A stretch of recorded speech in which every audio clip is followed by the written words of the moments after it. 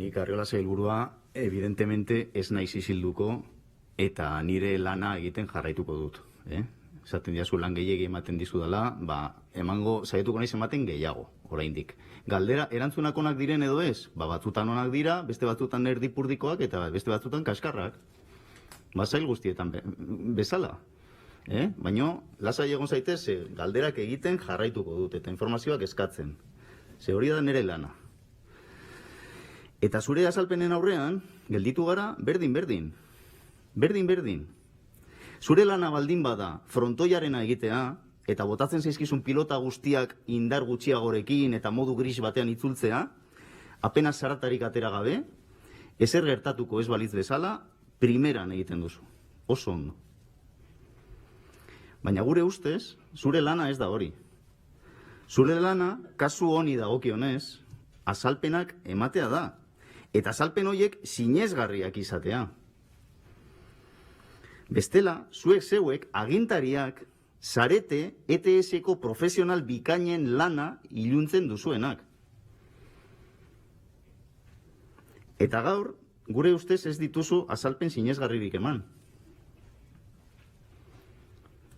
Galdetuko nizuke, imaginatzen dut, script hori horretaz aparte, auditoria informatiko bat egingo zenutela lehen artxiboaren inguruan, ezta? Jakiteko noiz eta nola jarri ziren metadatu horiek, eta ea ondoren manipulatuak izan diren.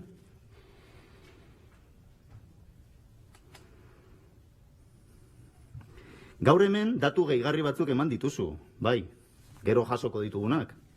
Baina funtsean ez diozu ezer garrantzitsurik gehitu uztailaren 9an argitaratu zenuten oharrari. Eta bereziki ez dituzu azaldu bi kontu. Ez duzu azaldu nola ote den posible EH Bilduk aldez aurretik asmatzea lizitazio publiko baten emaitza, Jose sorte txarra, 100% bakarrik gertatzen da eta asmatze, benetan ze sorte txarra daukasun Arriola sailburua. Ikaragarria da. Eta ez duzu azaldu, nola ote den posible preskripzio teknikoen plegu baten PDF-aren izenburuan, hori ere ez duzu azaldu, nola agertu daiteken kontrato hitza eta ingeniaritza ezagun baten izena. Beraz, bukatuko dut gaurkoz, galdera bakar batekin, Arriola sailburuak bere azken txandan erantzutea gustatuko litzaidakeena. Ziurtatzen diguzu, Arriola sailburua, ez direla horrelako kasu gehiago egongo? Ziurtatzen diguzu bihar edo etzi damu EH Bildu ezin izango dela antzerako kasu bat salatzera? Gustatuko litzaiguke erantzuna entzutea. Eskerrik asko.